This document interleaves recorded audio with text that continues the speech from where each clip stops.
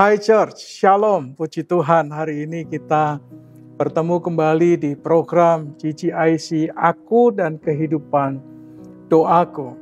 Kita akan lanjutkan sedikit tentang doa Bapa kami yang kita sudah pelajari di minggu yang lalu. Saya berdoa ini akan memberkati kita dan terus memberikan kepada kita dorongan, motivasi untuk kita membangun hubungan kita dengan Tuhan melalui doa, persekutuan doa secara pribadi yang kita lakukan setiap hari.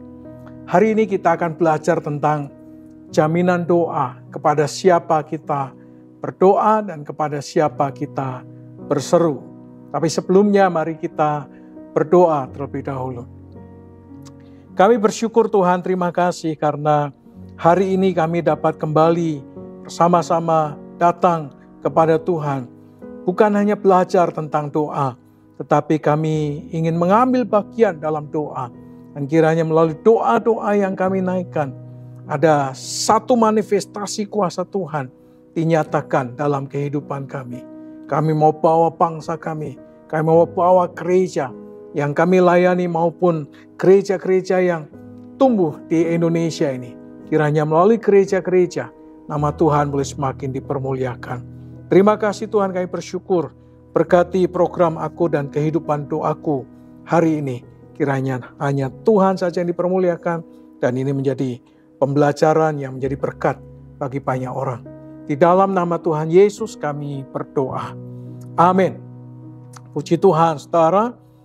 Jaminan doa, kalau kita belajar tentang jaminan doa, maka kita akan punya jaminan doa. Kita harus punya jaminan, saudara. Kalau doa kita tidak ada yang menjamin, maka ini adalah persoalan. Nah, siapa yang menjamin doa kita agar doa kita itu berkuasa, doa kita itu powerful, doa kita itu didengar, dijawab. Tuhan memanifestasikan kuasanya melalui apa yang kita doakan.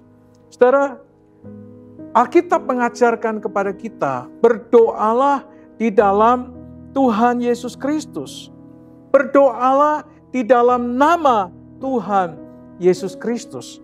Kalau saudara baca Alkitab, khususnya Yohanes pasal 14 ayat 14, di sana dikatakan, jikalau kamu meminta sesuatu kepadaku di dalam namaku, aku akan melakukannya. Jikalau kamu meminta sesuatu kepadaku di dalam namaku, aku akan melakukannya. Di dalam nama siapa ini, saudara? Ya, jelas di dalam nama Tuhan Yesus Kristus.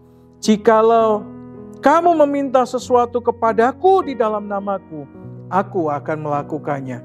Jelas jaminan nama Yesus merupakan jaminan ketika kita berdoa. Oleh karena itu, saudara, ketika kita berdoa, berdoalah di dalam namanya. Kalau saudara baca di dalam Yohanes 16 ayat 23, di sana dikatakan, sesungguhnya segala sesuatu yang kamu minta kepada Bapa akan diberikannya kepadamu dalam namaku. Jadi jelas, ketika saudara berdoa, jaminan doa kita didengar, termanifestasi dalam kehidupan kita. Apabila kita memintanya, berdoa di dalam nama Yesus Kristus. Jadi jaminan doa kita adalah nama Yesus. Itulah yang menggaransi kita bahwa doa kita itu didengar oleh Bapa. Itulah yang menggaransi kita, doa kita itu berkuasa. Itulah yang menggaransi kita, ketika kita mengusir setan, maka setan akan tunduk. Karena kita mengusirnya di dalam nama Yesus Kristus. Itu adalah jaminan, saudara. Dan tidak ada jaminan lain kecuali nama Yesus Kristus.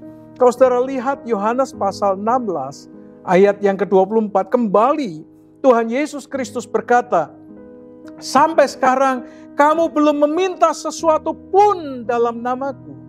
Mintalah maka kamu akan menerima, supaya penuh sukacita. Saudara, mungkin selama ini kita berdoa, tetapi kita lupa menutupnya di dalam nama Yesus. Kita lupa memintanya di dalam nama Yesus Kristus. Selama ini kita belum meminta sesuatu pun di dalam nama Yesus. Yesus berkata, mintalah maka kamu akan menerima supaya penuh sukacitamu. Saudara, dari sini jelas bahwa nama Yesus Kristus ini sangat berkuasa. Menjadi dasar, pijakan, jaminan ketika kita berdoa kepada Bapa. Saudara, bahkan Alkitab dengan tegas mengatakan kepada kita dalam Kisah Rasul pasal 4 ayat 12. Dikatakan, di bawah kolong langit ini tidak ada nama lain yang diberikan kepada manusia, yang olehnya kita dapat diselamatkan. Saudara, Tuhan Yesus tetap sama dari dulu, sekarang, dan selamanya. Dan sampai selama-lamanya Dia tidak berubah. Namanya tetap berkuasa.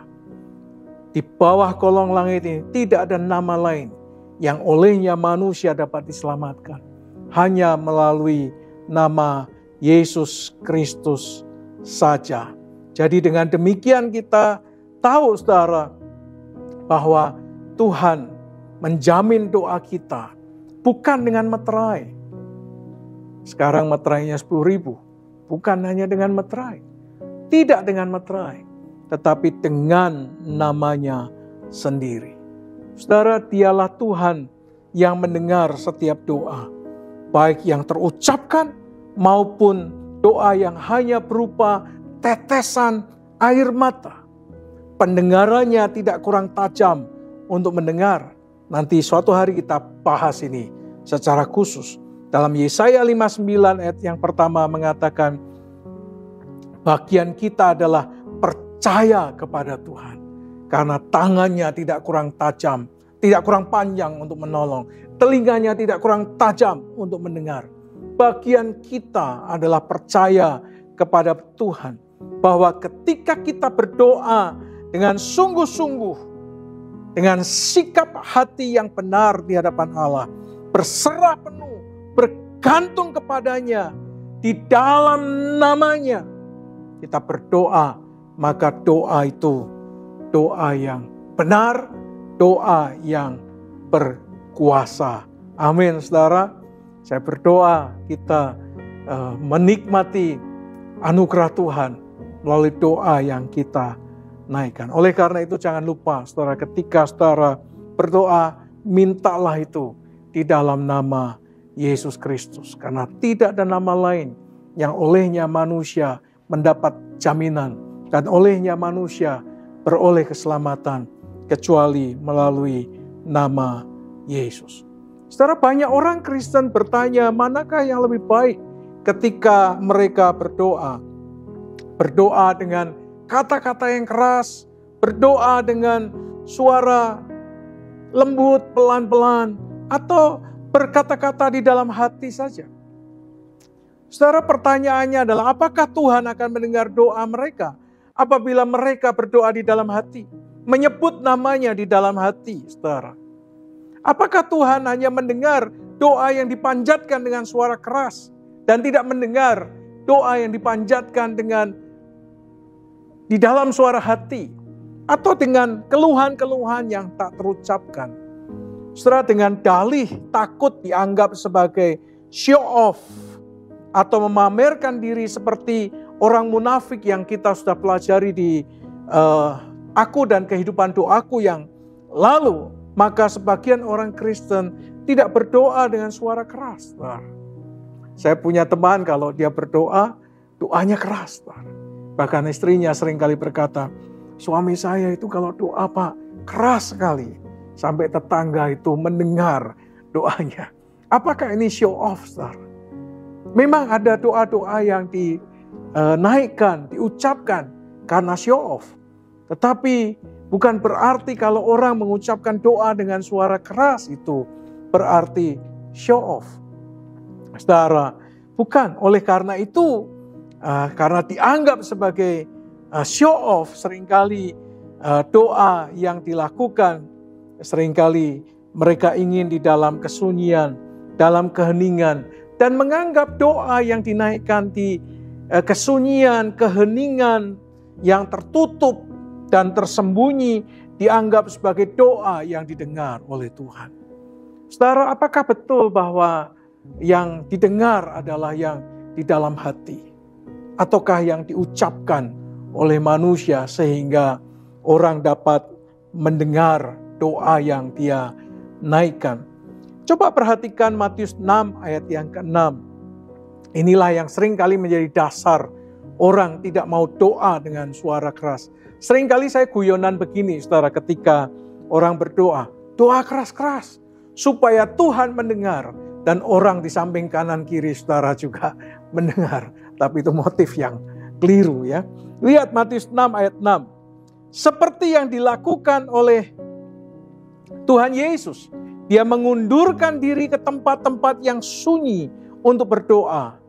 Saudara, beberapa kisah di atas seringkali dijadikan dasar bahwa Tuhan mendengar doa mereka, sekalipun doa itu dilakukan di dalam hati. Tidak perlulah keras-keras, cukup di dalam hati saja. Saudara, memang ada banyak contoh di dalam Alkitab. Yesus mengundurkan diri lalu berdoa di tempat sunyi sehingga tidak ada orang yang mendengarnya. Tetapi apakah itu berarti Tuhan Yesus tidak berdoa dengan mengucapkan? Kalau saudara perhatikan ketika Yesus memecahkan 5 roti dan 2 ekor ikan, ya, dibawa ke hadapan Tuhan, dia berdoa dengan suara keras loh saudara. Bahkan di depan ribuan orang. Ketika dia mendoakan orang yang sakit, orang yang kerasukan setan, bahkan dia mengucapkan dengan kata-kata yang keras dan didengar oleh orang. Ini berarti saudara bahwa tidak ada metode khusus atau cara khusus atau hal yang khusus. Oh, doa itu didengar oleh Tuhan kalau dengan suara keras. Oh, doa itu didengar oleh Tuhan kalau dengan berbisik-bisik. Atau cukup dengan di dalam hati saja. Atau ucapan-ucapan yang tak terdengar oleh orang sebagai sebuah kalimat yang tidak jelas yang dikatakan. Sebetulnya saudara, Alkitab tidak menggambarkan bahwa yang dimaksud doa dalam kesunyian itu bukanlah doa yang dilakukan tanpa suara. Saudara, di tengah-tengah kesunyian bukan berarti doa itu tidak bersuara atau tidak terucapkan, saudara. Tidak. Matius 6 ayat 6 memang menggambarkan tempat yang sunyi dan tempat yang tersembunyi. Tetapi ayat yang ke-7 tidak boleh diabaikan. Karena ayat yang ke-7 mengatakan Tuhan Yesus menggambarkan orang yang berdoa adalah orang yang sedang berkata-kata kepada Tuhan. Dia berbicara kepada Tuhan. Dia mengungkapkan perasaannya. Dia mengungkapkan isi hatinya. Dia berkomunikasi dengan Tuhan. Saudara, Tuhan Yesus mengundurkan diri ke tempat-tempat yang sunyi. Apakah untuk berdoa kepada Bapa dalam kesunyian? Sebagian besar kita berasumsi bahwa Tuhan Yesus berdoa tanpa suara. Dia berdoa dalam keheningan, dia berdoa di dalam hatinya di pagi hari yang sunyi itu. Tetapi jika kita bandingkan dengan kisah ketika Tuhan Yesus Kristus berdoa di Taman Getsemani, menjelang dia ditangkap, diadili dan kemudian disalibkan. Doa dalam kesunyian itu menjadi sangat berbeda sekali. Dia meninggalkan keramaian dan masuk ke tempat yang sunyi dan berdoa dengan kata-kata yang sangat jelas dan diulang-ulang, saudara. Kata-kata doanya beberapa kali diucapkan dengan doa yang sama, dengan kalimat yang sama. Doanya dicatat 3 kali di 3 Injil, saudara. Ya, dicatat di 3 Injil, baik Matius, Markus maupun Lukas mencatat doa Tuhan Yesus di Taman Getsemani. Jadi tidak ada metode khusus, saudara. Tapi kalau saudara bisa menyampaikan doa, ucapan saudara kepada Tuhan dengan segenap hati, saudara, ini adalah sesuatu yang berbeda. Kalau saudara tanya bagaimana saya berdoa, saudara, saya mengucapkan doa. Saya keluarkan dengan suara ketika saya memohon kepada Tuhan, memberkati. Saya menyanyi pun tidak di dalam hati. Saya nyanyi dengan mengeluarkan suara. Saya menyembah Tuhan dengan mengeluarkan suara. Walaupun kecil sekali suara itu. Ketika saya berdoa, saya ucapkan kata-kata doa saya. Dengan sangat jelas, saya mendengar apa yang saya ucapkan. Dan saya percaya Tuhan juga mendengar apa yang saya ucapkan. Ada yang doa diam, saudara. Tidak berkata-kata. Tapi berlangsung berjam-jam, ada juga. Silahkan saudara, metode mana yang saudara ingin pakai. Tapi jangan berkata bahwa yang benar adalah yang sunyi di dalam hati. Atau mengatakan yang benar harus berkata-kata. Tidak. Saudara, sekalipun di dalam hati, kalau saudara ucapkan itu dengan sungguh-sungguh, Tuhan juga mendengar. Mencari Tuhan, saudara. Melalui doa, manusia itu mencari Tuhan. Kenapa, saudara? Karena doa adalah cara manusia untuk mencari pertolongan Tuhan. Melalui doa, manusia itu menghadap Tuhan untuk menyelesaikan setiap persoalan yang mereka hadapi. Kalau saudara baca dalam 2 Tawarikh pasal 20 ayat 3, di sana dikatakan, dikisahkan tentang Yosafat yang menjadi takut lalu mengambil keputusan untuk mencari Tuhan. Ia menyerukan kepada seluruh Yehuda supaya berpuasa. Saudara, ketika Yosafat takut, ketika Yosafat mengalami persoalan yang sangat pelik, dia memutuskan untuk mencari Tuhan. Lalu kemudian mengumumkan untuk melakukan puasa selama beberapa waktu lamanya. Yosafat mulai mencari Tuhan. Pertanyaan saya sederhana, saudara. Kapan terakhir kali saudara mencari Tuhan? Kapan terakhir kali saudara datang kepada Tuhan? Berseru kepada Tuhan, berdoa kepada Tuhan. Saudara, jangan mencari Tuhan ketika saudara membutuhkan pertolongan saja.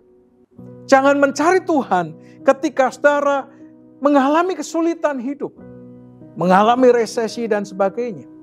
Jangan cari Tuhan hanya di situasi-situasi tertentu yang saudara hadapi. Kalau saudara baca di dalam Mazmur 105 ayat 4, di sana dikatakan, carilah Tuhan dan kekuatannya, carilah wajahnya selalu. Saudara, jelas Alkitab mengatakan mencari Tuhan itu selalu, bukan di momen-momen tertentu, di dalam waktu-waktu tertentu, dalam situasional tertentu, tidak, saudara. Tuhan ingin kita mencari Tuhan, mencari wajahnya, mencari kekuatannya selalu, saudara. Bukan terlalu ya, selalu, saudara. Jadi mencari Tuhan itu tidak tergantung situasi tertentu. Tidak tergantung oleh keadaan. Tetapi selalu, baik ada dalam situasi tertentu, dalam situasi yang tidak menentu, dalam situasi yang sulit atau tidak sulit, saudara teruslah mencari Tuhan.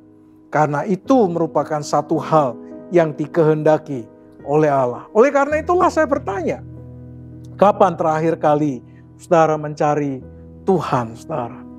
Kapan? Kalau saudara sudah lama tidak mencari Tuhan, saya dorong saudara untuk mencari Tuhan. Saya ajak saudara mulai mencari Tuhan. Dan kiranya melalui aku dan kehidupan doaku ini, saudara dibangkitkan kembali kerinduan saudara untuk mencari Tuhan. Muncul kembali dalam hidup saudara. Lihat Yesaya 55 ayat yang ke-6. Di sana dikatakan, carilah Tuhan selama ia berkenan ditemui. Berserulah kepadanya selama ia dekat. Saudara, selama Tuhan tidak menolak kita, selama Tuhan mau dijumpai oleh kita, inilah saatnya, inilah momennya untuk kita mencari Tuhan. Tangannya terbuka seperti Bapa yang terus membuka tangannya untuk anak bungsunya. Dia buka tangannya lebar-lebar menyambut anak bungsunya yang sudah berdosa, yang sudah melakukan kejahatan kepada dirinya. Tapi kalau dia datang Dia buka tangannya lebar-lebar. Dipeluknya anak bungsunya itu. Kira selama Tuhan membuka tangannya untuk kita datang kepadanya. Datang, saudara. Gunakan itu sebagai sebuah kesempatan saudara menikmati anugerah Tuhan.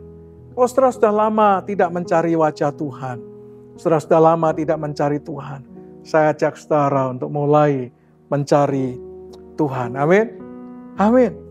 Saudara, bagian yang berikutnya adalah berseru kepada Tuhan.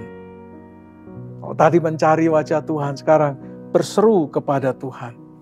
Berdoa dan berseru merupakan dua kata yang saling berhubungan, saudara. Ada orang mengatakan, yuk kita berseru kepada Tuhan. Ada orang yang lain mengatakan, yuk kita berdoa kepada Tuhan. Kenapa dua kata ini saling berhubungan? Karena baik berseru maupun berdoa itu merupakan satu tindakan yang aktif, jelas.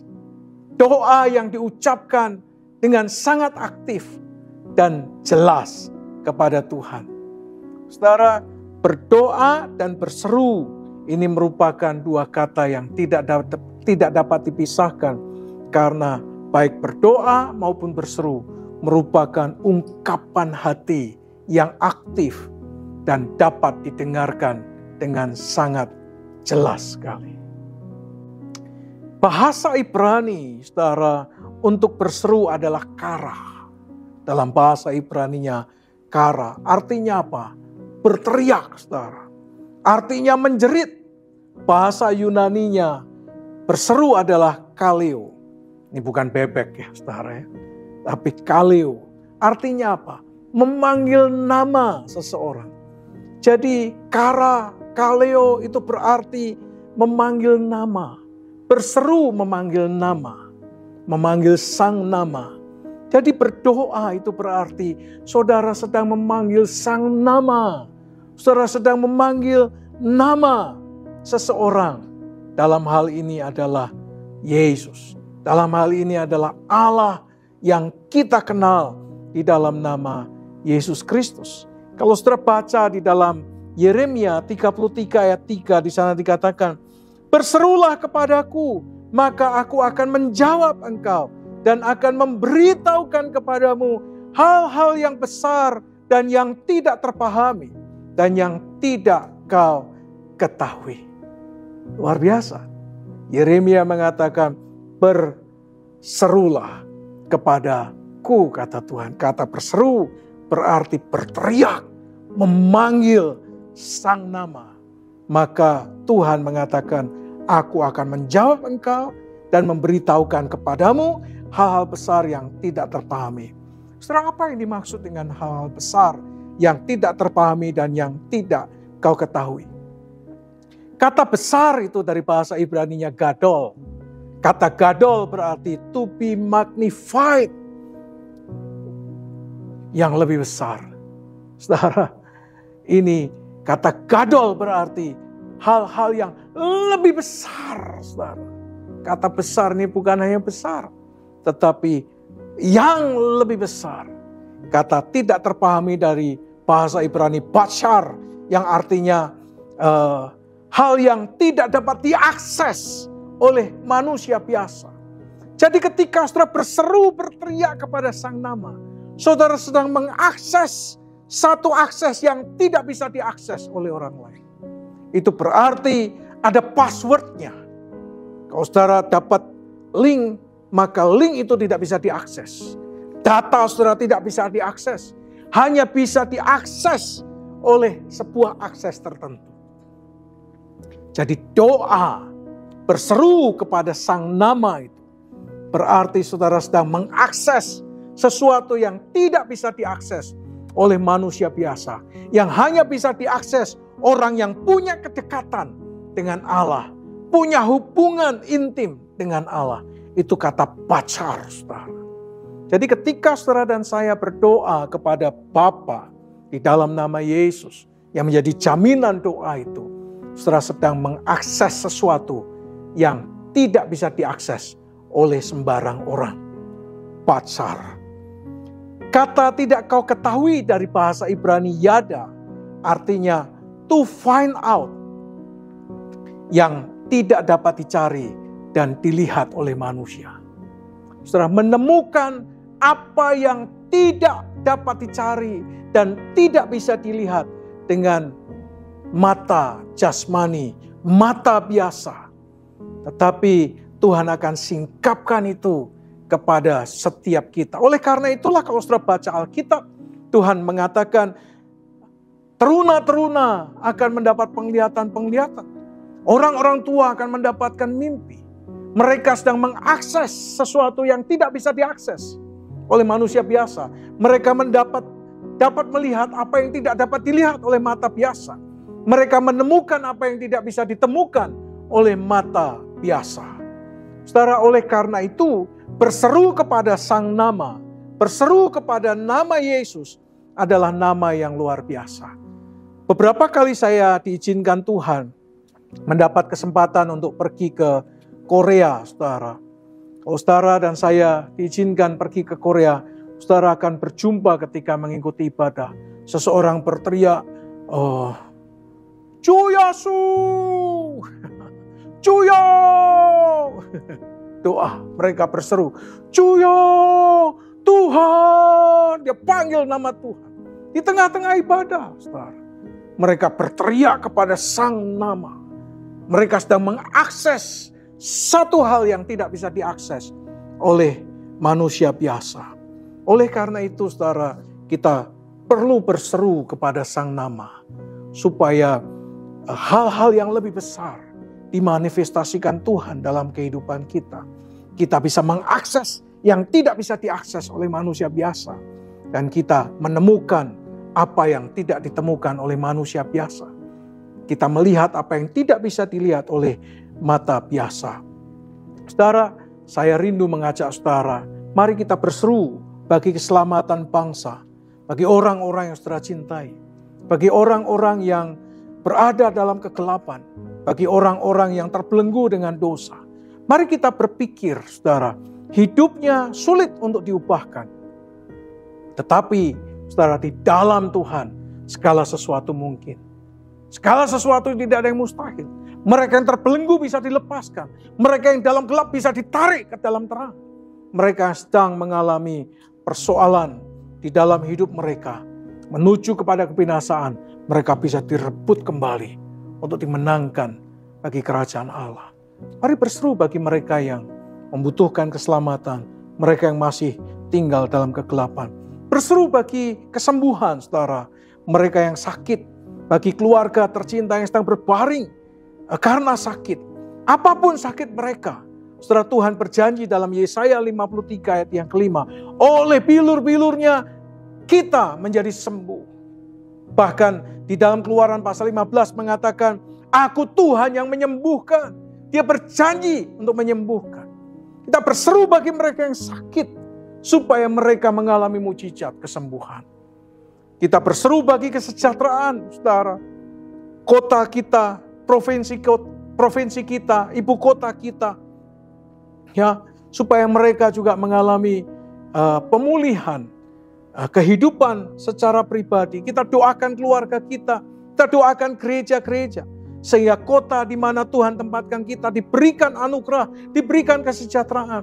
Supaya bangsa di mana kita hidup ini diberkati oleh Tuhan. Mengalami lawatan Tuhan. Dan juga gereja kita, gereja tempat di mana kita melayani juga mengalami berkat Tuhan yang berlimpah-limpah. Dipakai oleh Tuhan bagi kemuliaan namanya.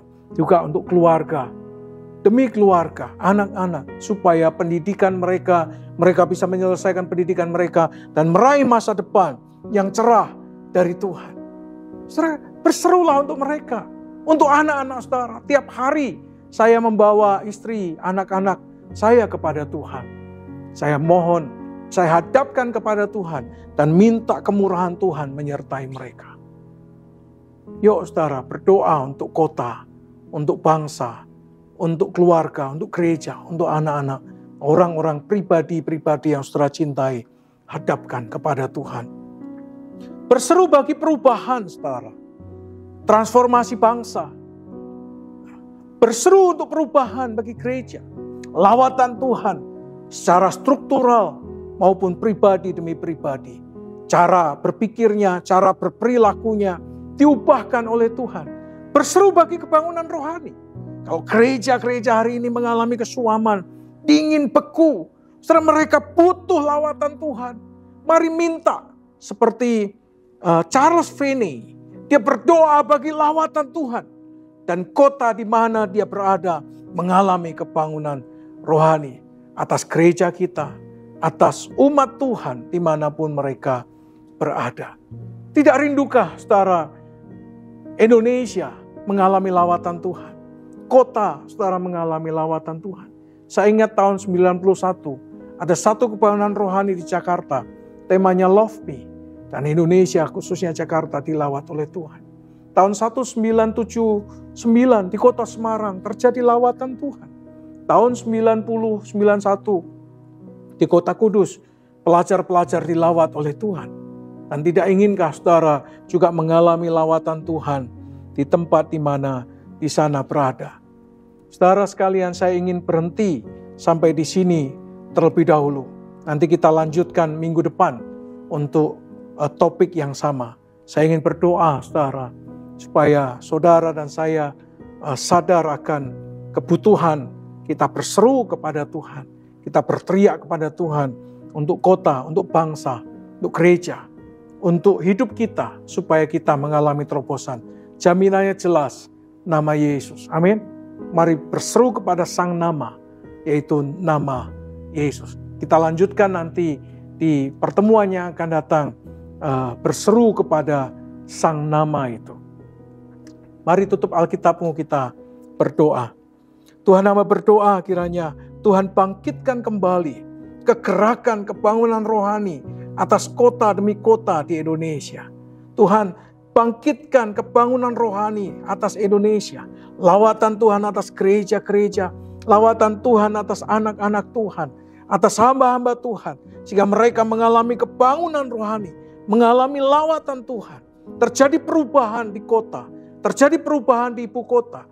Perubahan terjadi secara nasional. Indonesia diubah oleh Tuhan. Dan diberkati oleh Tuhan. Mengalami terobosan dalam pendidikan. Mengalami terobosan dalam kesehatan. Sehingga Indonesia dipulihkan. Kesehatan demi kesehatan terjadi atas kota demi kota. Sehingga tidak ada lagi orang mengalami gangguan sakit karena virus atau karena apapun juga.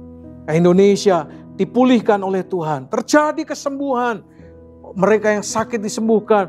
Mereka yang mengalami sakit penyakit yang mungkin tidak ada obatnya. Tetapi di dalam nama Yesus Kristus, Jehovah Rafa itu, Tuhan menyembuhkan mereka. Terima kasih ya Tuhan. Kami berdoa untuk orang-orang yang kami cintai. Untuk keluarga kami. Untuk anak-anak yang Tuhan percayakan kepada kami. Kiranya mereka diberkati dengan masa depan yang penuh dengan harapan. Mereka punya masa depan yang cerah. Mereka berhasil di marketplace. Mereka berhasil dalam dunia kerja. Dimanapun Tuhan tempatkan mereka. Mereka berhasil dan diberkati Tuhan. Terima kasih Bapa. Kami bersyukur kiranya sungguh lawatan Tuhan terjadi atas Indonesia, atas kota, di tempat di mana kami berada, atas gereja yang kami layani, dan atas keluarga demi keluarga. Terima kasih Bapa. Kiranya damai sejahtera dari Allah Bapa, cinta kasih sayang daripada Tuhan Yesus Kristus, persekutuan pertolongan pimpinan dan kuasa Roh Kudus, menyertai saudara sekalian dari sekarang sampai selama-lamanya. Amin. Puji Tuhan, saudara. Sampai ketemu di program Aku dan Kehidupan Doaku di minggu depan. Saya berdoa semangat saudara, cinta saudara untuk bersekutu dengan Tuhan semakin menyala-nyala. Amin. Amin. You are blessed.